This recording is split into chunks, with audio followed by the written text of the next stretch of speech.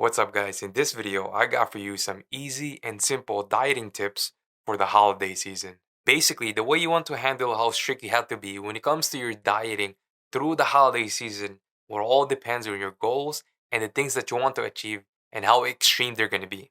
So, for example, if your goal is to compete in a bodybuilding show within a couple weeks or by next year, ideally, you should count your calories and you should also watch out for how much food you are eating during this time.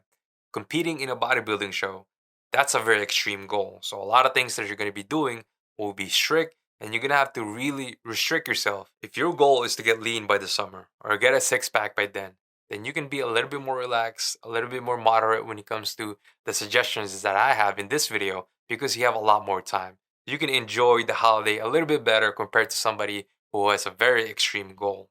But if your goal is to just get fit and you're okay with the way you look right now, you're okay with your body composition, then you don't have to be really strict when it comes to the holiday. I would even suggest that you go ahead and enjoy yourself. But the main thing that you and I want to achieve during this time, regardless of your goal, is to be responsible for whatever you're going to be doing. As long as you don't go all out, like eating all the foods in front of you, then you should be okay. With all those in mind, having a goal along with having the intention of staying on your diet during this holiday season will be more effective compared to just having an intention and not having a goal already. It's so easy to develop goals like I'm not going to eat carbs, I'm not going to eat desserts, I'm not going to eat all the fatty foods that I'll be seeing on the table, I'm not going to have gravy on my turkey. But having no reason to do all this, it's going to be more difficult for you to actually adhere to whatever you're going to be telling yourself. So make sure that you have a goal settled for yourself along with the intentions that you have developed, and everything's going to be a lot more easier to accomplish. There's going to be a reason why you are doing the things that you're going to be doing during the holiday, and there's no question that you will do them because you have a goal that you're trying to get to. We talked about extreme goals, and I said counting your calories should be for people who have extreme goals, but really you can have counting your calories for everybody, even though your goals are not that extreme or it's moderate or even not significant. Counting your calories makes everything so much easier when it comes to you controlling your weight and making sure that your weight doesn't fluctuate or the way you look doesn't change that much because you know how much you are eating. You know what you're putting inside you. So if you are counting your calories and you are worried that on the day of the event that you're going to be having, you're going to be eating more than what you normally would be eating, then I would suggest that you would take extra calories from your regular days and you would add it all up on the day that you're going to be having that event. So, for example, if you have regular days from Monday through Thursday, and then Friday, you know you're going to be having an event, then I would suggest that you would take, for example, extra 100 calories out from each of those days where you're not going to be having the event. So, you would take 100 calories out from your Monday, Tuesday, Wednesday, Thursday, and then you would add all those up to your Friday. So, your Friday calories would look a lot more. As you know, your total calorie average is what matters most. So it really doesn't matter how you play around with the days prior to the event. It just all depends on what's your average for the week. But it's not ideal to keep doing this on a regular basis. It's better to keep your daily distribution of your calories balanced so that there's no fluctuation in your energy and your recovery. If you're not counting your calories, you can still do a few things. The biggest thing is actually controlling your snacking. Snacking during the holiday season is so easy because all you do is probably go to somebody's house, or if you're having it in your house, just go home and just relax and have food in front of you and just snack through the whole day. And if you really think about it, the calories that you're having during this time adds up. You're having snack here and there every few hours, and you're never getting full because that's the thing with snacking, you don't ever get full. So if you add all the calories that you have during this time, you'll be surprised how much calories you have taken or consumed without even knowing it because you're not even getting full. Compare this to somebody who is not snacking at all and all he's doing is just having a large meal in the evening with everybody else.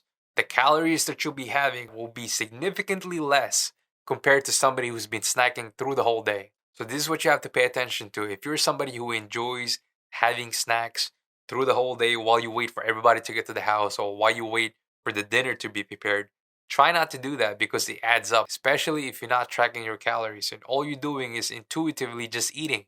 It's not really going to register to your brain that you're full because you're having small snacks here and there.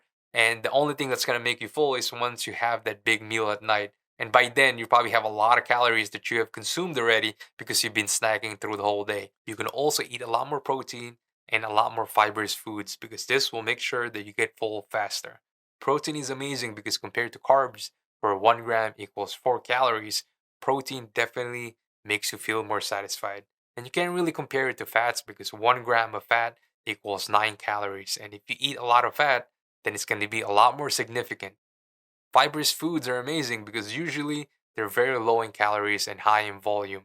And I'm thinking about salad, cucumber, carrots, because those will be really low in calories but really high in volume if you start eating a lot of them. I remember this one time where me and my family went to a buffet to celebrate something. Couldn't really remember what it was, but I was there on my fat loss diet, couldn't really eat anything, and I didn't really bring my measuring scale, so I couldn't really track anything in there, and I was really worried. So I did the same thing. I made sure that I focused on my protein and the fibrous foods to make sure that I felt full the same way that my brothers did, and they were eating everything in there. So I ate salad, I ate cucumbers, I ate carrots, a few eggs, and I was full. I was pretty much done. Mentally, I could have probably keep eating because the food there just smelled so good. But physically, I was done, and that was it for me. As far as drinks, I know there's gonna be sodas in there, and I know you wanna have it, but I would suggest that you have diet sodas instead. This will help you control the total amount of calories that you'll be consuming on that day. And when it comes to beer and liquor, I'm not sure there's any diet beer or diet liquor out there, but just make sure you're aware of how much you're having so that you can still monitor how much calories you're consuming and the total amount of how much you're having throughout the whole day. Something to keep in mind when it comes to beer and liquor. When you get drunk, it's more difficult to be strict and be restrictive with the things that you're trying to control. So if you try to control the amount of food that you're eating and you get drunk, there's a possibility that you're going to be eating more than what you want. So you make sure you are aware of this and make sure that you know that this is going to happen if you do get drunk. Also, try not to change the activities that you normally would do because of the event that will be happening. So if you normally work out at night and the event will be happening at night, try to move that workout in the morning. And if you can't work out in the morning because you have work, then maybe you can go for an hour walk after your job. The idea behind this is to help yourself burn more calories or burn some calories prior to the event that will be happening, where you know for a fact you'll be overeating. So the total amount of calories you'll be consuming won't be as dramatic. If for some reason you couldn't do all the stuff that I mentioned in this video, or maybe you just overate or you ate more than what you wanted, what I would suggest that you do is just get back on the horse. Get back on doing what you were doing prior to this event. The worst thing that you can do is try to compensate for it, like working out more or maybe eating less. If your goal is extreme, like competing on a bodybuilding show, compensating for what happened might be something that you have to do. But if your goal is very moderate or maybe less than that, I would suggest that you just continue moving forward. Try to get back to where you were prior to the event happening. Having one bad day is actually not that bad, but having multiple days, that's something that you have to be really worried about. And usually you start having multiple bad days because you start getting used to the habit of compensating for things. Make sure you keep that in mind. Thanks for watching, and I'll see you on my next video.